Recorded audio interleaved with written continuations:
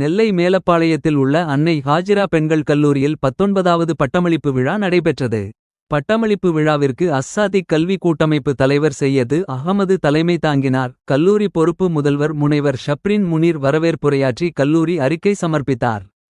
தமிழ்நாடு எரிசக்தி மற்றும் சட்டத்துறை அமைச்சர் நிர்மல் குமார் கலந்து கொண்டு மாணவிகளுக்கு பட்டம் வழங்கி பேருரையாற்றினார். பொன்னேரி உதவி ஆட்சியர் அப்துல் ராசிக் கலந்து கொண்டு சிறப்புரையாற்றினார். சென்னை பைத்துல் மால் மாநில தலைவர் இதயத்துல்லா, தமிழ்நாடு ஜாமியத்துல் உலமா ஹிந்த் தலைவர் முகமது மன்சூர் ஆகியோர் வாழ்த்தி பேசினர். அன்னை ஹாஜிரா பெண்கள் கல்லூரி தாளாளர் குதா முகம்மது பட்டமளிப்பு விழாவினை அதிகாரப்பூர்வமாக அறிவித்து தொடங்கி வைத்தார்.